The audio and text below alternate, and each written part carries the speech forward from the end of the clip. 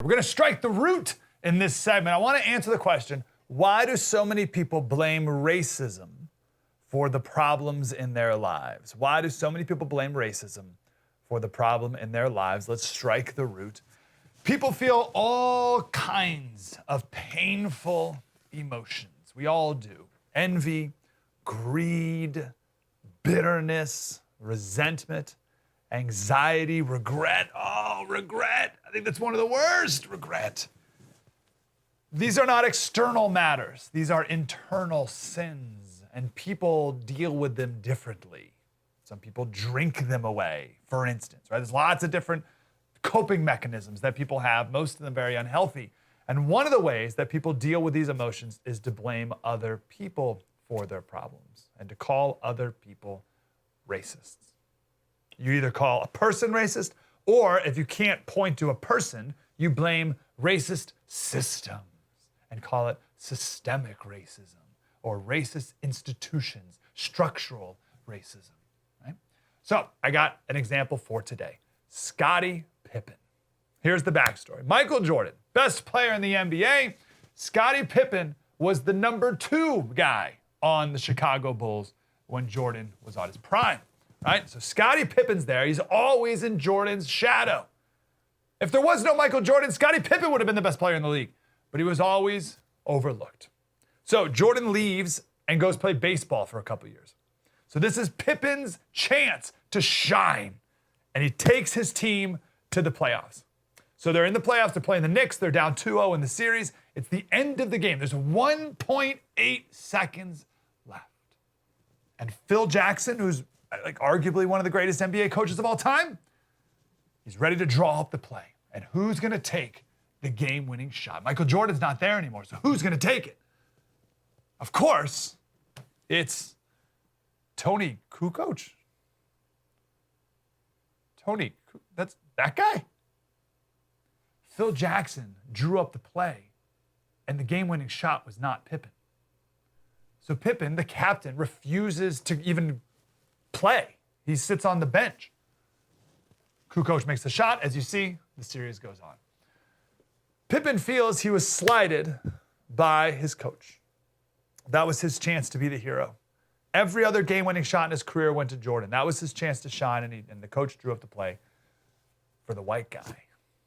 So he sat out. It was a super selfish move, and I'm sure he's definitely had to live with that the rest of his life and feel shame for his action there. Now, that was in 1994, 27 years ago. Surely Scottie Pippen has a lot of regrets in his life. We all do.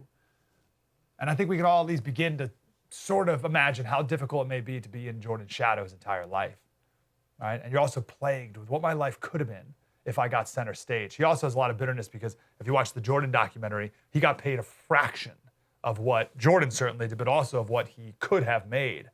And that's another story, right?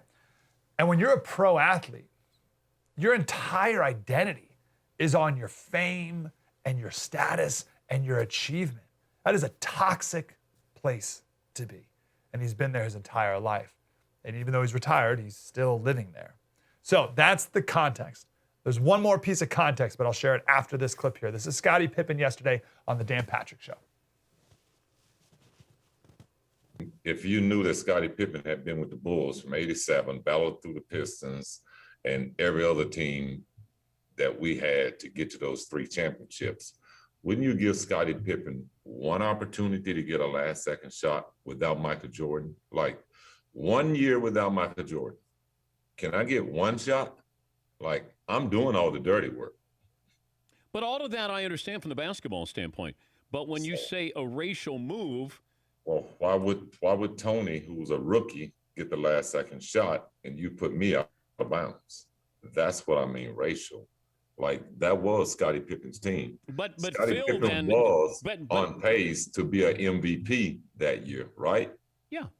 Okay. Well, why would you put him in a position not to be successful? Why wouldn't you put him in a position to succeed? Michael Jordan is not there. So who's next in line for you? But have you talked to Phil about this? Because by saying a racial move, then you're calling Phil a racist. I don't got a problem with that. Do you think Phil was or is? Oh, yeah. I mean, do you remember Phil Jackson left the Lakers, wrote a book on Kobe Bryant, and then came back and coached him? I mean, who would do that? All right. So you want the present context to that story? I mean, you just heard the 1994 context. Now you understand the play and his whole life and always feeling slighted and second best and all that. You want the present day context? Scottie Pippen's oldest son passed away in April. He was 33 years old. Every article I read about it, it doesn't say what happened, which means it was probably suicide. And there's also a question there about his son, right? Always having to live under the shadow of his dad, Scottie Pippen. And then Pippen's college coach and mentor passed away the month before, back in May, or I forget the month, April, May, they both have, I forget. The point is, he's got a lot going on. Now here's my conclusion of this. We as human beings, we need to try and make sense of the things that are happening in our life. And we need to make sense of the bad emotions that we feel. And no one ever wants to conclude, well, maybe I was at fault here, right? No one wants to look within. We like to blame external things. And racism is very convenient. And it's very sympathetic today, right? If you say someone's a racist, no one's going to challenge you on that. And I'm not picking on Scottie Pippen, right? When you're in a dark place, which for a lot of reasons, a lot of people are in this country, right? Mental health is at an all-time low, depression all-time high, right? When you're in a really dark place, you can construct an entire universe where everyone is against you and you got cheated out of what you deserve. The whole world's against you. I don't know how much money Scottie Pippen made in his life, but right, let's say it's 100 million. I deserve 500 million. I deserve as much as Michael Jordan does. I deserve that shot. I deserve the spotlight. I deserve. Why are more people not worshiping me? Why do I not have more? And then on Scottie's case, on top of all that, why are all these bad things happening to me? Why does my son die, et cetera? Why wasn't I the MVP? Racism. Does it make sense? No, of course, it makes no sense whatsoever. I wonder if Phil Jackson's even going to respond to it. Is it true? Doesn't matter. It feels good in the moment to blame someone else. Wow, that was deep and insightful. I want more of that. Like, subscribe, get more.